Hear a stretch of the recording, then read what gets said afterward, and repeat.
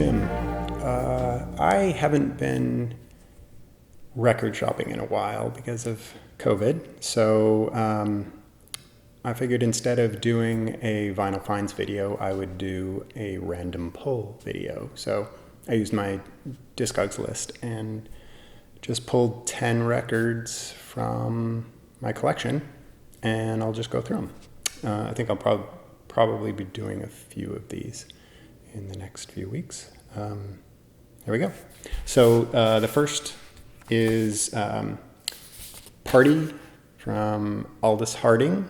This is from 2017. It's on 4AD. Aldous Harding is, I don't know how you describe her, sort of new folk singer-songwriter kind of music. She's put out 3 records, and each of them are actually fairly different from each other.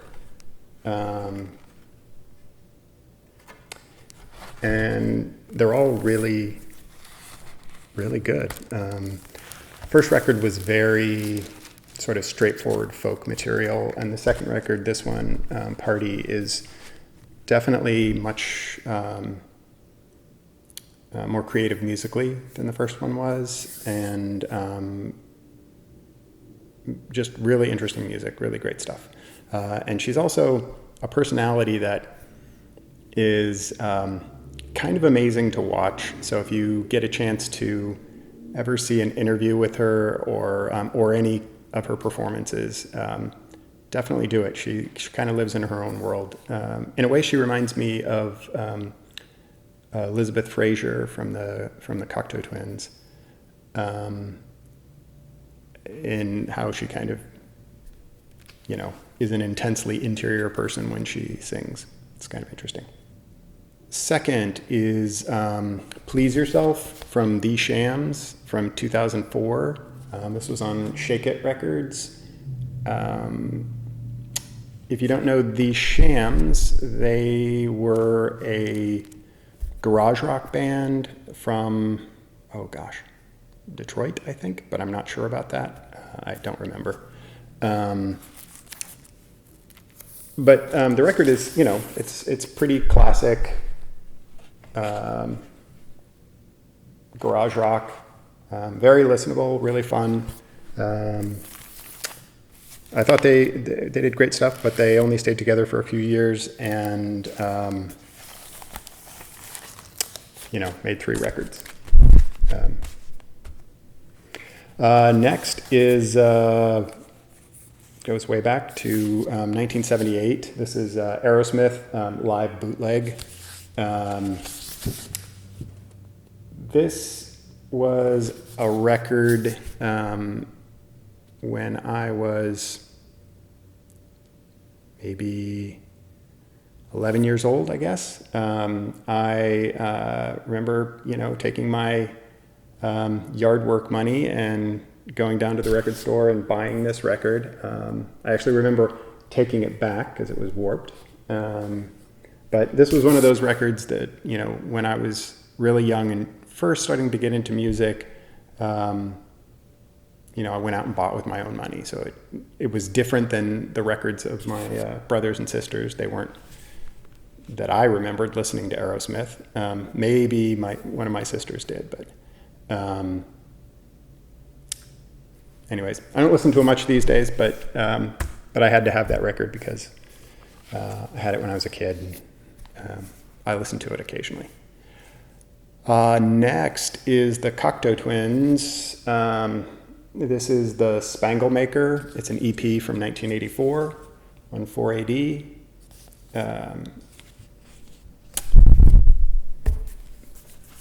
This record has 3 tracks on it. It's Spangle Maker on side A. I'm trying to remember I know Pearly Dewdrops Drops is on the second side, and then Pepper Tree, that's right. Pearly Dewdrops Drops was the one that ended up getting the most attention from this. It kind of was their one kind of breakthrough song early on. The band ended up hating the song because it was done sort of intentionally to be more commercial. I guess Evo kind of pressed them to make something that was a little bit more commercial. And so they ended up hating the song. Though when I saw them, I do remember when I saw them in '84, they played that song twice because I think for their encore, since they had a drum machine, I think they just only had so many songs that they had on the tape. And actually, it wasn't a drum machine; it was a tape. And so they played it for an encore as well. So, they didn't seem to hate it in 1984, but maybe later they really did. Next is Fugazi, Steady Diet of Nothing. This was 1991. Fugazi's Fugazi's second LP after Repeater. And their first two EPs, which were Fugazi and Margin Walker. Really a great record. I think it kind of branched out a little bit musically from the first three records. And this is the 2009, I think, Discord pressing.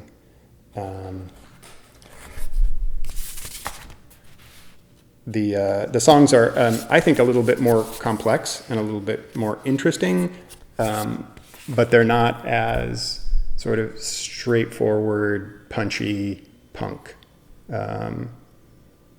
Still great stuff, though, and they continue to do great stuff. So next is Tori Amos from 2019.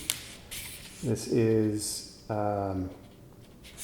Inner Peace, is that right? Outer Peace. Tori Amos, if you're not familiar, this is sort of funk,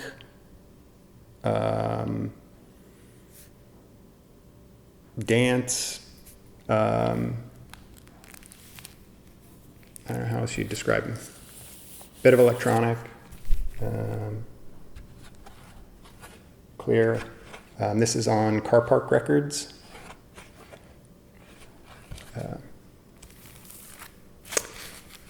Some great tracks on this. Really great tracks. Freelance is kind of an amazing funky dance beat. Definitely worth watching, listening to, or watching the video. Next is from 1985, and it's Beat Farmers. This is Tales of the New West. This was on Rhino. Beat Farmers were just tons of fun. I saw them a few times back then, and they're kind of a country rock, roots rock kind of a band. They lasted, I believe, about 10 years, maybe a little bit less. Their drummer and part-time singer named Country Dick Montana passed away, I think, in the mid-90s. But he had an amazing baritone voice and was just a hilarious guy. He was just really funny, and the band was really fun. And some of their songs definitely verged on novelty songs, especially the ones that Country Dick sang. But most of their music was just sort of really good kind of roots rock, country rock. Definitely, if you have any interest in any of that kind of stuff, check them out. Joy Division, Love Will Tear Us Apart. This is the 2013 release of this, which were they were alternate takes, and I'm trying to remember who mastered from the Martin Hannett tapes 1980.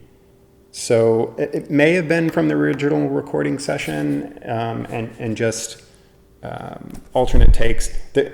I have to admit, there's nothing terribly special about these versions versus the original EP, but I'm kind of I love Joy Division, and so I have more records from them than I should. But definitely, you know, it's interesting to hear alternate takes of things, but, you know, definitely not something that I would encourage anyone who wasn't a rabid Joy Division fan to go out and pick up. Next is Gooch Bombs' third LP called 3. And this, unfortunately, has turned out to be their last LP. They broke up in the middle of last year, and that's very sad because they were a really great band. Really fun to see live. Just it's just two drums and guitar. Really kind of wild and crazy, fun, kind of punky garage. Just great stuff. If you get a chance to listen to Gooch Bombs, please do. That was on Ratbag Records. They're out of Australia, though they spent a ton of time here touring. So I don't know if they just lived here and toured for a few years, or if they just did a lot of touring, period. But it just seemed like they were always around. So maybe they're back in Australia now. And then the final record is Mazzy Star, So Tonight That I Might See. This is 1993 on Capitol. Their second LP. Their second LP. This is a insert. Nice pictures of Hope Sandoval. And they are, unfortunately, another band who won't be together anymore because Dave Roback, the one responsible for all the music of the band, passed away last year. So, yeah, that was unfortunate. Beautiful music. And probably most of you know Mazzy Star. But if you don't, just lovely, ethereal,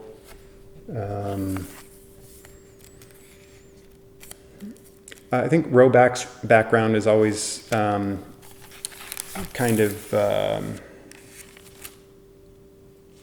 psychedelic, a bit of kind of country roots sound to it as well. So definitely worth taking a listen to if you somehow have missed them. But that's it for this round, and thank you for watching all the way through, and take care.